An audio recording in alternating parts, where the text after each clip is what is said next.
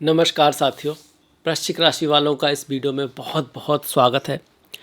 आपने नोटिस किया होगा कि जब कोई बड़ा व्यक्ति आता है, बड़ा मतलब कोई मिनिस्टर साहब आ गए कहीं पर, सोचिए कि रेलवे मिनिस्टर आ गए आपके, है ना, तो सब साफ करेंगे वहाँ पर, भगदड़ मच जाएगी कि उनको सही लगे, क्लियर लगे। या कोई एसपी आ गया, कुछ भी ऐसा पुलिस ऑफिसर आ गया तो थाने में सफाई हो रही है, ये सब चल रहा है।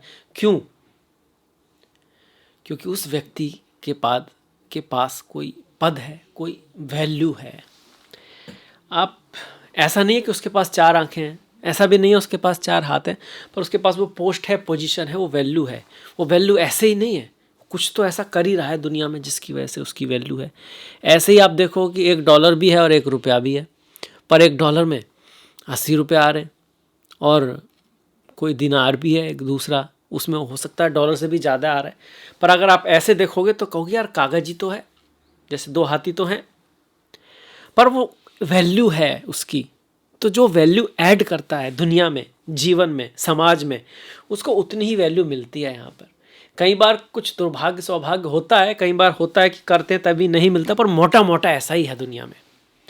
Exception are there. तो क्या करना होगा? वैल्यू ऐड करनी है। कहाँ पर?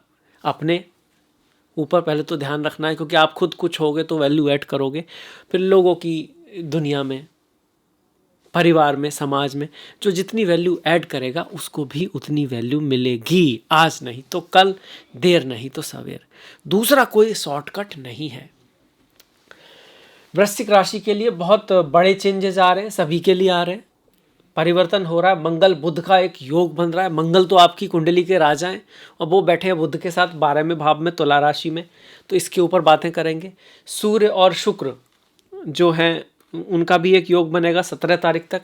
वो किस तरह से आपको फर्क पड़ेगा। इसके बाद ये जो सूर्य हैं वो आपके 12वें भाव में आ जाएंगे। सूर्य नीच के हो रहे हैं, तो सूर्य, बुध और मंगल, तीन तीन ग्रह आपके 12वें भाव में आएंगे तुला राशि में। इसके ऊपर बात होगी। शुक्र लगभग पूरे महीने एकादश भाव में, इच्छा पूर्ति के भाव में रहने वाले हैं। केतु का गोचर आपके 10वें भाव में चल ही रहा था, अब भी चलेगा, बस उसके पास से शुक्र जो है अब निकल के एकादश में पहुंच रहे हैं। वहीं राहु आपके चतुर्थ में है। शनि का गोचर वक्री होकर आपके 5वें भाव में, मीन राशि में, जो एक जल राशि है और मोक्ष त्रिकोण की आखिरी राशि है, उसमें चल रहा है। वहीं गुरु जो है वो वायु तत्व की राशि में, डुअल दुस्वभाव राशि में है, आपके 8वें भाव में। वो जली राशि में पहुंच जाएंगे, कर्क राशि में पहुंच जाएंगे, जो चर राशि है, चलने वाली राशि है, 19 तारीख के बाद। अब इसका रिजल्ट क्या आएगा, अब इसके ऊपर हम चलते हैं। देखिए, गुरु से शुरुआत करते हैं हम थोड़ा, क्योंकि गुरु ब्रह्मा गुरु विष्णु गुरुदेव महेश्वरा, गुरु साक्षात परम ब्रह्मा तस्मै श्री गुरुवे नमः। गुरु इतना महत्वपूर्ण क्यों है? क्योंकि वो भाग्य को दिखाते हैं, लक को दिखाते हैं। जो किसी रास्ते से चल चुका है वो आपको रास्ता जल्दी से दिखा सकता है। गुरु ज्ञान का भी स्वरूप है, कि ज्ञान जो है ना, उससे ही भाग्य बनता है। हालांकि सिर्फ ज्ञान है और उसका उपयोग नहीं किया जा रहा है तो वो, उससे भाग्य नहीं बनेगा। पर अगर आप ज्ञान है और उसको फिर वर्क वर्क वर्क करो करो करो, उस नॉलेज का इस्तेमाल करोगे तो कुछ ना कुछ जरूर होगा, बढ़िया होगा, अच्छा होगा। और बुरा भी होगा तो आप उससे सीखोगे और फिर आगे बढ़ोगे। इसलिए ज्ञान से ही भाग्य बनता है। और वो ज्ञान रूपी गुरु भाग्य के हो रहे हैं, भाग्य स्थान में आ रहे हैं आपके, और उच्च के हो जा रहे हैं कर्क राशि में। कर्क राशि में गुरु उच्च के होते हैं, क्योंकि कर्क राशि केयर की है, माता की है, प्रेम की है, ज्ञान की है। तो ज्ञान में प्रेम का होना आवश्यक है। अगर ज्ञान के अंदर प्रेम ना हो तो बहुत ही ज़्यादा स्वार्थी हो जाएगा और सबका विनाश कर देगा। इसीलिए ज्ञान की राशि में जाके, प्रेम की राशि में जाके, इमोशन की राशि में जाके, केयर की राशि में जाके जीव कारक गुरु जो हैं उच्च के हो जाते हैं। तो बहुत बड़ी घटना आपके लिए हो रही है, पर कुछ ही समय के लिए रहेंगे वो, अक्टूबर नवंबर, उसके बाद वो फिर से वापस आएंगे। पर तब तक कुछ बहुत बड़ा आपके चार्ट में कर सकते हैं, अगर गुरु की दशा महादशा है, गुरु अच्छे हैं, राजयोग वगैरह में, ये जरूरी है। नहीं तो सभी का हो जाएगा, ऐसे थोड़ी ना होगा सभी वृश्चिक राशि वालों का भाग्य उदय हो जाएगा। पर हाँ, अगर कुछ अच्छी दशा महादशा है तो कुछ हो सकता है। प्रयास अवश्य करें। यहाँ बैठ के गुरु आपको थोड़ा डायरेक्शन भी देंगे, कुछ आपके अंदर एक सेंसेस भी आएगा, क्या करना चाहिए क्या नहीं करना चाहिए, आइडिया होगा। नहीं तो कुछ लोगों को आइडिया नहीं होता, उनकी इसी वजह से कोई प्लानिंग ही नहीं करते। जब हम कोई प्लानिंग नहीं करते तो वास्तव में हम प्लानिंग कर रहे होते हैं फेल होने की। इसलिए प्लानिंग जरूर करें। गुरु जब यहाँ पे आ रहे हैं तो यहाँ से फिर शनि को देखेंगे, और शनि की दोनों राशियां कहाँ पड़ती हैं? गुरु की राशियों के बीच में। शनि की 2 राशियां हैं, मकर और कुंभ, जो गुरु की धनु और मीन के बीच में पड़ती हैं। मतलब सारा कर्म ज्ञान पूर्वक होना चाहिए, धर्म पूर्वक होना चाहिए, तभी उसका कोई रिजल्ट आएगा, या फिर अच्छा रिजल्ट तो तभी आएगा। अब गुरु यहाँ से इस शनि को देख रहे हैं, देखिए 7, 8, 9, 9वीं दृष्टि जो है शनि पे आ गई है, तो शनि को भी पवित्र कर दिया, शनि भी अच्छे हो जाएंगे, शनि का रिजल्ट भी बढ़िया हो जाएगा। भले ही पंचम भाव में पनौती हो, मतलब संतान पैदा कर सकते हैं आप, कुछ अपना क्रिएटिव कर सकते हैं। संतान आपका सबसे बड़ी चीज़ है जो आप क्रिएट करते हो, जो ईश्वर की कृपा से मिलती है, पूर्व पुण्यों से आपको संतान मिलती है। इसीलिए इसी तरह से जो भी हम कुछ क्रिएट करते हैं ना, वास्तव में हमारे ईश्वर का ही आशीर्वाद होता है, प्रभु का ही आशीर्वाद होता है। इसीलिए हमको कभी भी उस पर अभिमान नहीं करना चाहिए, पंचम भाव अभिमान का भी है। अब गुरु दृष्टि, कुछ ना कुछ आप जो भी क्रिएट कर रहे हो उसमें ज्ञान आ जाएगा, उसमें ब्लेसिंग आ जाएगी, उसमें कहीं ना कहीं आशीर्वाद फील होगा आपको, आपको ऐसा लगेगा कोई आपका साथ दे रहा है। कब से हो रहा है? 19 के बाद, 19 अक्टूबर के बाद गोचर में हो रहा है, ये ध्यान रखें। अब शनि पे आ जाते हैं, गुरु पे तो अलग से बनाना पड़ेगा, बहुत बड़ा हो जाएगा। शनि भी अब शुभ हो चुके हैं, तो शनि की जो तृतीय दृष्टि आ रही है आपके सप्तम भाव पर, बिजनेस व्यापार में आप थोड़ा ज्ञान से काम लोगे, बुद्धिमता से काम लोगे। और शुक्र चूंकि एकादश भाव में जा रहे हैं, इनका नीच भंग हो रहा है, ऐसा कुछ खास दिक्कत की आवश्यकता नहीं है। तो व्यापार में वृद्धि होगी, लाभ होगा, कोई नए आपके पार्टनर्स बन सकते हैं, फीमेल पार्टनर से आपको थोड़ा लाभ हो सकता है। बस आपको थोड़ा प्रैक्टिकल तो होना ही होना है, साथ में अपने इंट्यूशन ज्ञान का भी यूज करना है। मतलब एकदम ही मैथमेटिकल नहीं हो जाना है, थोड़ा धर्म ज्ञान इन सबको साथ में लेके आपको निर्णय लेने हैं, तो आपका बिजनेस बढ़िया होगा, अच्छा होगा, आप सही डिसीजन करने वाले हो बिजनेस के क्षेत्र में। वहीं आप जॉब के मामले में बात करोगे तो थोड़ा सा 17 तारीख के बाद ध्यान रखना है, जॉब में चेंज आ सकता है, बॉस के साथ कुछ झगड़ा वगैरह होने का भी चांस है। बॉस, बड़े गुरु, टीचर्स, उनका विशेष ध्यान रखना है, क्योंकि गुरु तो आपके अच्छे हो रहे हैं पर सूर्य जो है नीच के होंगे, हालांकि उनका भी नीच भंग हो रहा है। ऐसा नहीं है कि वो नीच के हैं तो नीच के ही हैं। नीच भंग क्यों हो रहा है? क्योंकि मंगल के साथ में है। सूर्य मंगल की मकर राशि में उच्च के हो जाते हैं, मंगल की मेष राशि में, माफ कीजिएगा, मेष राशि जो होती है ना, पहली राशि, लीडरशिप की राशि। राजा का काम लीडर होना है, दिशा दिखाना है, मेहनत करना नहीं है ज़्यादा, क्या सही है क्या गलत है, और एक तरह से सबको एक इंस्पायर करना है, एक डायरेक्शन देना है। पहला काम, आगे चलने वाला, बताने वाला, कहाँ कब कैसे करना है। बाकी करने वाले तो और बहुत सब मिल के करते हैं, पर जो डायरेक्शन होती है ना, तो दूरदृष्टि होती है, वो नेता के पास होती है, इसलिए कि उसकी जिम्मेदारी सबसे ज़्यादा होती है, और पाप और पुण्य भी सबसे ज़्यादा उसी को लगता है। इसलिए राजाओं को मोक्ष बनना बड़ा मुश्किल है। फिर भी सूर्य नीच के हो रहे हैं आपके यहाँ पर, तो आप ये कहोगे कि भाई एक स्वास्थ्य का ध्यान रखना है, क्योंकि सूर्य स्वास्थ्य से जुड़े, इम्यूनिटी का थोड़ा सा ध्यान रखना है, नेम फेम का थोड़ा ध्यान रखना है। जो बिजनेस में है लोग, खासकर जो किसी के अंडर काम कर रहे हैं, तभी आपका कोई बॉस है ना। और गवर्नमेंट से संबंधित जो चीज़ें हैं वो सभी को परफेक्ट करके चलनी है, डॉक्यूमेंट, टैक्स वगैरह, ये जो इशू होते हैं ना, जो गवर्नमेंट से जुड़े होते हैं, वहाँ पर कोई गलती ना हो, फालतू का कोई चक्कर ना पड़े, ये ध्यान रखें आप। केतु दशम में, कभी कभी आप बहुत अच्छा काम करते हो, बहुत बढ़िया काम भी चल रहा हो, पर मन नहीं लग रहा होता, आपको ऐसा लगता है कि यार ये वो काम नहीं है जो मुझे को करना चाहिए, मज़ा नहीं आ रहा। हालांकि मैं इस काम को जानता हूँ, हो भी रहा है, ठीक है, कोई फ्यूचर खास नहीं दिख रहा, इसमें ग्रोथ नहीं दिख रही, ये नहीं दिख रहा, वो नहीं दिख रहा, ऐसी चीज़ें होती हैं। कभी कभी इमोशन में आके व्यक्ति कार्य छोड़ देता है। धन के भी कई सारे ऐसे निर्णय लेता है जो इमोशनल बेस ज़्यादा होते हैं, मतलब उनका कोई ऐसा बेस नहीं होता कि वो काम चल नहीं रहा है, वास्तव में ठीक ठाक चल रहा है, पर आपको उसमें मज़ा नहीं आ रहा। ये केतु यहाँ पे दशम में कराता है।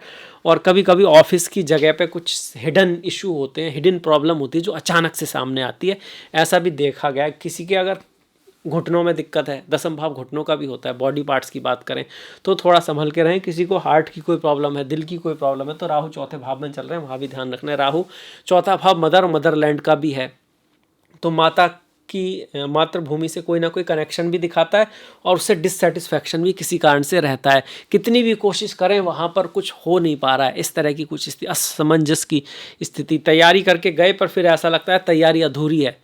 घर के मामले में, फैमिली के मामले में, कहीं ना कहीं कितनी भी कोशिश करो फिर बैक टू नॉर्मल, ये वाली चीज़ें आ जाती हैं। हालांकि आप चाहते हो आप थोड़ा बेटर हो जाओ, चीज़ों में थोड़ी बेहतरी आए, थोड़े रिश्ते और क्लोज हों, आपस में और प्रेम बढ़े, पर किसी भी तरह से वो अचीव नहीं हो रहा।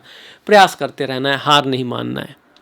आगे बढ़ जाते हैं। राहु की दशा है तो माँ दुर्गा की पूजा करना, जौ आदि का दान करना। केतु की दशा है तो गणेश जी की पूजा करना, ध्वजा आदि का दान करना अच्छा माना गया, शुभ माना गया है।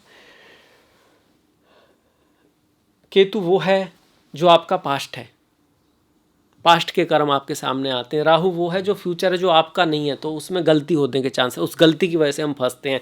धोखा हमेशा खूबसूरत होता है राहु वाला, और ये आपको आगे नहीं बढ़ने देता, जैसे सांप जकड़ लेता है। कभी कभी हम पीछे की बातों में जब उलझे रहते हैं ना, आगे की सोच कम और पीछे किसने क्या कहा क्या नहीं कहा, उसके चक्कर में आप फ्यूचर पे अगर अपना ध्यान ही नहीं कर पा रहे हो, तो फिर केतु आपके ऊपर जकड़ बना रहा है। ये आपको समझना होगा आपके जीवन से।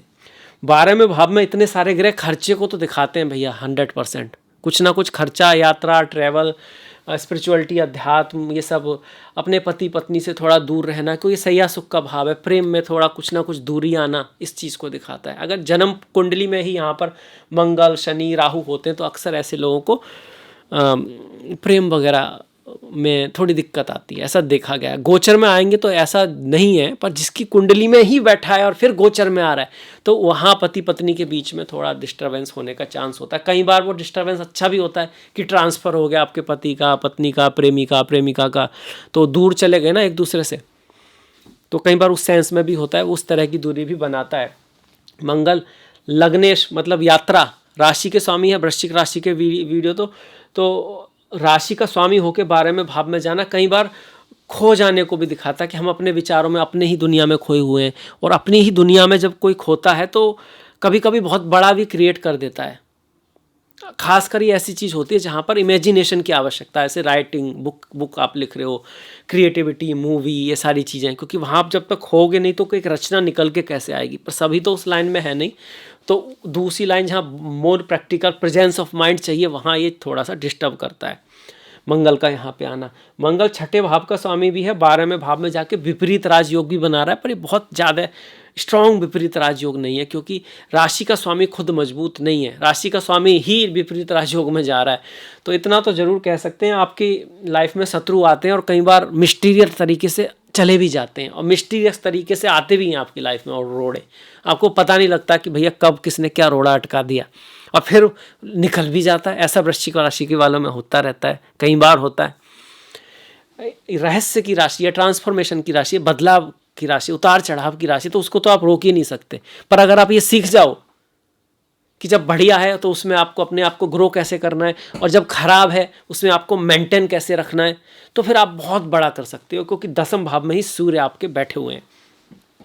तो ये हो गया आपका मंगल बुध। बुध की बात करें तो लाभ का स्वामी 12वें भाव में जा रहा है, पर राशि के स्वामी के साथ है, और साथ में 10वें भाव स्वामी के साथ है। तो अपनी पर्सनैलिटी डेवलपमेंट की वजह से, अपने पद प्रतिष्ठा सम्मान की वजह से आपको कोई लाभ भी हो सकता है, और आप कहीं घूमने भी जा सकते हो, किसी को दिया हुआ पैसा मिलने के चांस है, या फिर आप किसी को पैसा दो, इस तरह के योग भी यहाँ पे बने हुए हैं। इतने सारे ग्रह 6ठे भाव को देख रहे हैं, तो जॉब वगैरह मिलने के चांस होते हैं। जो लोग सर्च में है ना, जॉब नहीं मिल रहा, काम नहीं मिल रहा, वो मिल सकता है, पर हो सकता है वो कहीं दूर मिले, या इसके लिए आपको थोड़ा यात्रा करके जाना पड़े।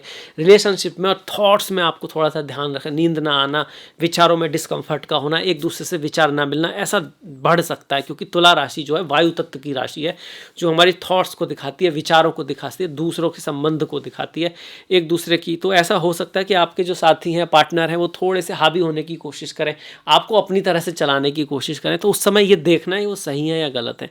अगर सही है तो कोई बात नहीं, दूसरे की तरह से भी चल लेते हैं। वैसे भी हम एक तरह से तो दुनिया की तरीके से चल ही रहे हैं ना, फैशन को फॉलो करते हैं, ट्रेंड को फॉलो करते हैं। करना नहीं चाहिए पूरी तरह, पर करते तो हैं, और वहाँ तो सही बात है, वो भी अपनों की, तो क्यों ना मान ली जाए। अगर नहीं है तो उसको प्यार से समझाने की कोशिश कीजिए, रिश्तों में दरार नहीं लाइएगा, क्योंकि 12वां भाव थोड़ा बहुत दूरी भी लाता है।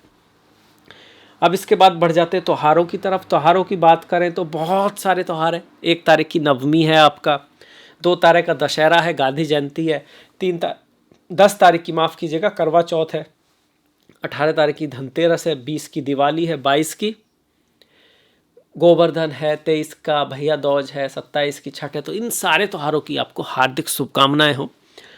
अब इसके बाद व्रत की बात करते हैं। व्रत वो है जो मन को मजबूत कराता है, अपने ऊपर जीत को दिखाता है, अपने आप का कंट्रोल करना सिखाता है। कंट्रोल में शक्ति है, कंट्रोल में शक्ति है भाई।